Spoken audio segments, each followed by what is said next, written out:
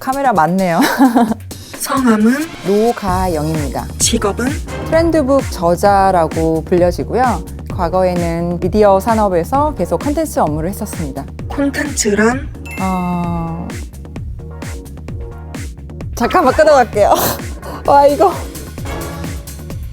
제가 생각하는 컨텐츠라는 거는 스토리텔링이라고 생각을 합니다. EBR은 콘텐츠로서 어떤가요? 솔직하게 말씀드려도 되나요? 네. 아카데믹한 어떤 담론 자체를 인텐시브하고 캐주얼하게 전달해주는 프로그램이 지금까지는 없었던 것 같아요. 그러니까 대부분 패널들, 집단지성 중심이었거든요, 지금까지는. 근데 EBR은 스탠드얼론으로 내 이야기를 잘 들어준다라는 관점에 있어서 굉장히 희소하면서도 유익하고 생산적인 프로그램이라고 생각을 하고요. 다만 한 가지 아쉬웠던 점은 교수님들이 너무 많아요. 비즈니스잖아요. 좀 필드 쪽 전문가들 다양하게 초청해 주시면 좋을 것 같습니다. 네. 노가영을 미디어에 소개한다면? 저 가까운 친구들이 저를 이야기를 할 때 약간 성실한 한량이라는 얘기 많이 하거든요. 제가 그렇게 친구들한테 불리는 거를 제 개인적으로 좋아하더라고요. 그래서 이거는 약간 해시태그로 밑에 자막 넣어주세요. 성실한 한량.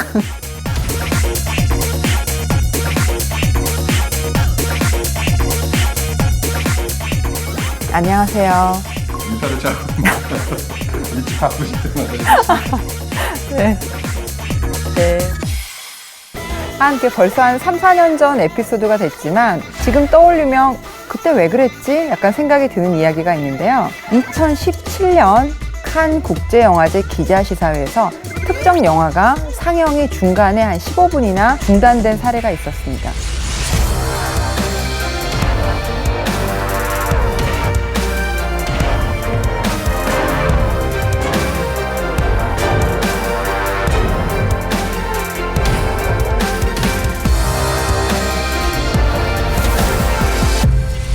그때 당시 중단됐던 영화는 넷플릭스 오리지널 영화 최초로 칸 국제영화제 공식 경쟁 부분에 초청됐던 봉준호 감독의 옥자였습니다.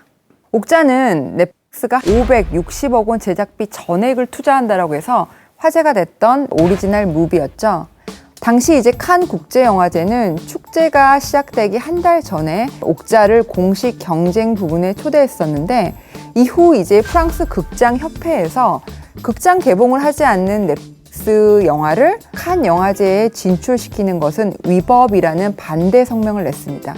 그리고 이후에 이제 칸 심사위원장이 황금 종려상이 온라인 스트리밍 방식으로만 상영되는 영화에 돌아가는 것은 모순이다라는 이야기를 하면서 옥자가 당시에 뜨거운 감자가 되었던 거죠. 처음에 그냥 아무 생각 없이 그냥 초대를 한 거죠. 초대를 했는데 이거 넷플릭스 영화잖아. 이제 한 번도 이런 사례가 없었던 거죠. 왜냐면 그 당시까지만 하더라도 영화의 기본 전제는 극장 상영이었으니까요. 예. 결론부터 말하자면 옥자 때문에 칸 국제영화제에 역사상 없었던 새로운 규정이 만들어집니다. 프랑스 극장에서 정식으로 개봉하는 영화만 경쟁 부문에 초청한다는 거죠. 엄밀히 말해서 칸은 극장이라는 어떤 공간적인 개념과 문화적 행위 등이 같이 녹아져 있는 영화를 필름이나 시네마로 해석했던 것 같습니다.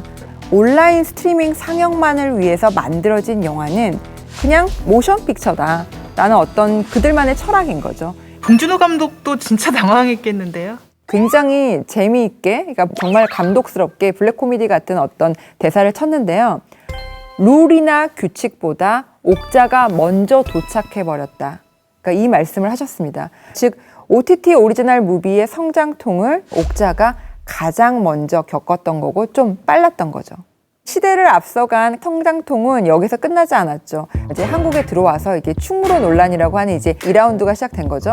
옥자의 국내 극장 개봉일이 전 세계 넷플릭스 넷플릭스의 최초 공개일과 같은 날이 되면서 3대 멀티플렉스 극장에서 상영 거부 의사를 밝히죠. 모든 컨텐츠, 특히 영화 같은 경우에는 정례화된 상영 질서라는 게 있죠. 극장에서 가장 먼저 틀어지고 한 달 이상 지난 다음에 IPTV나 케이블 TV에 들어가 있었고요. 그렇기 때문에 이 정례화된 상영 규칙 자체를 무시한 사례라고 판단을 한 거죠. 영화는 퍼스트 윈도우가 극장이다. 근데 그거는 헐리우드, 영화 산업의 어떤 봉고장이라고 하는 헐리우드도 마찬가지고요. 전 세계가 그 상영 질서를 수십 년간 따라왔던 거죠. 세상이 달라지면서 벌어진 일이군요. 그렇죠. 뭐 팬데믹 훨씬 전이었기 때문에 그 당시에는 OTT라는 어떤 새로운 컨텐츠의 상영 플랫폼이 시장에 나오고 그냥 시장에 나온 것까진 괜찮았는데 그 컨텐츠들의 질이 우수해지면서 오스카라든지 깐느라든지 이런 데 초청이 되기 시작하고 스타 감독들이 그들과 손을 잡으면서 일어난 일이죠. 결국 옥자는 대기업 계열의 멀티플렉스를 제외한 196개, 그러니까 국내 총 스크린의 한 8% 정도 굉장히 제한적으로 개봉을 하게 됩니다.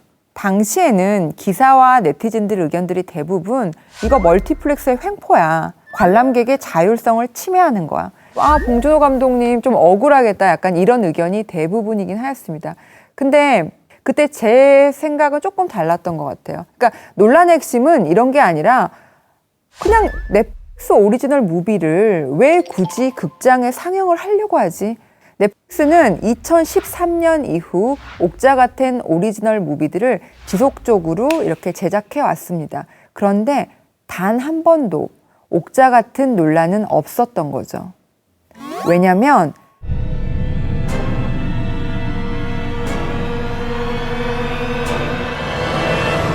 당시 이제 프로덕션이나 감독이 극장 개봉까지 무리하게 추진하려는 시도 자체를 하지 않아서예요. 냉정히 따지자면 넷플릭스는 극장 동시 개봉을 추진할 이유가 전혀 없는 기업인 거죠. 말 그대로 약간 봉준호 감독님은 국민 스타 감독이잖아요. 봉준호 감독이 신작이 나왔대. 근데 극장에서 안 한대. 야, 그러면 넷플릭스 가입하자. 이렇게 되는 거죠. 그러나 옥자 제작진이 당시 극장 개봉을 조금 추진을 했었던 거고요. 시간이 조금 지나고 나서 봉준호 감독님 역시 기자간담회에서 이런 말씀을 하셨어요. 이번 모든 논란은 나의 어떤 영화적 욕심 때문이다. 내가 이 옥자라는 영화를 찍으면서 조금 더 큰 스크린에서 관객들이 봤으면 좋겠다라는 생각을 했다. 이번 모든 논란은 나 때문이다. 이런 약간 멋쩍음을 또 웃으시면서 표현하시긴 하셨습니다. 네. 지금 만약에 같은 사건이 일어난다면 그 극장가의 선택은 달라질 거라고 생각하시나요?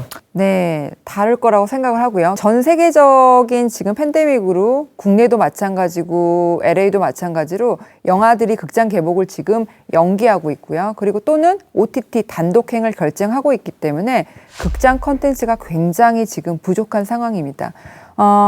이런 상황에서 극장들이 거부할 이유가 전혀 없는 거죠. 팬데믹이 아니라고 하더라도 이미 시장은 과거의 어떤 정례화된 상영 질서보다는 투자 자본의 논리에 익숙해진 거죠. 즉 100% 넷플릭스 돈으로 만들어진 넷플릭스 무비들은 당연히 넷플릭스 독점이야 라는 거에 사람들이 약간 당연하게 이제 느끼는 것 같아요. 그런데 이거를 극장 우리가 틀 수도 있다라고 이렇게 하면 은근 좀 좋아할 것 같은데요. 극장은요.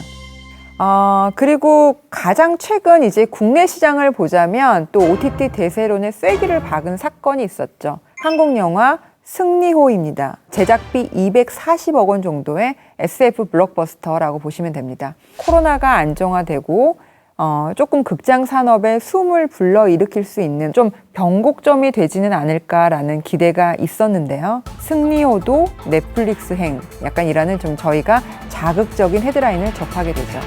지금 팬데믹으로 불가피한 상황이고 통상 이제 총 제작비의 10에서 20% 정도를 더 높은 가격에 사주는 넷플릭스행을 결정할 경우에 최소한 손해는 피한다. 제작비 회수는 가능하다라는 전략임을 저희가 이제 충분히 알 수 있죠. OTT 대세론에 다시 한번 쐐기를 박음과 동시에 승료를 포함해서 킬러 무비들이 지속적으로 OTT 단독행을 선택할 경우에 혹시나 우리 극장 관객들의 소비 행태가 예전으로 돌아가기 힘들 수도 있겠다라는 경종을 울릴 수 있습니다. 그럼 사람들은 팬데믹이 끝나면 다시 극장에 가게 될까요? 저도 궁금한데 극장 어떠세요? 가실 것 같으세요? 아까 봉 감독님이 네. 옥자는 큰 화면에서 봤으면 좋겠다라고 했잖아요. 네네. 그래비티를 아이맥스가 아닌 데서 봐서 이게 그 느낌이 나나? 라는 생각을 갖고 있는 사람이라서 여전히 극장은 유효하지 않을까요? 한국 시장의 특수성으로 예언을 해볼게요. 한국인에게 극장이라는 엔터테이닝이 주는 어떤 공간적 의미를 생각하면 극장은 완벽한 대체제가 없음은 분명하다라고 저는 생각을 합니다. 거기에다가 미국이나 유럽 대비 우리나라는 극장 티켓 프라이스가 굉장히 저렴하고요. 또 유료 방송이라고 하고 있는 IPTV의 가격 역시 지금 1만 원대 정도라서 가입했으니까 뭐 집에서 약간 홈 엔터테인먼트로 뽕을 빼야지. 약간 이런 생각까지는 안 하시는 것 같습니다. 이 넷플릭스 오리지널 무비인 아이리시맨이라는 작품이 있었습니다. 이 작품이 AMC라는 멀티플렉스에서 3주 먼저 개봉하고 넷플릭스에 나중에 제공되는 사례가 있었죠. 근데 이제 막상 해보니 넷플릭스 입장에서는 뭐 why not? 별로 그다지 이렇게 나쁠 게 없었던 거예요. 그래서 현재 넷플릭스는 매년 30편 정도의 영화를 극장에서 개봉하고 있습니다. 넷플릭스 입장에서는 지금 북미 쪽은 이미 지금 가입자가 실링에 지금 차오른 상황이고 극장 수익도 새로운 수익원이 될 수 있다라고 생각할 수 있을 것 같아요. 작년 11월 국내에서는 와 그 오리지널 무비들을 OTT가 제공하지 못하는 굉장히 큰 스크린과 완벽한 사운드로 넷플릭스가 제공하겠다. 넷플릭스 오리지널 무비들을 그렇게 발표하기도 했죠. 이렇게 지금 현재 극장 산업에 있어서 OTT들과의 영리한 어떤 제휴나 콜라보가 조금 필요한 시점인 것 같습니다. 그래서 오늘의 한 줄 리뷰는 조금 마지막 담론을 충약해서 적과의 동침이 필요한 시점이다로 하겠습니다.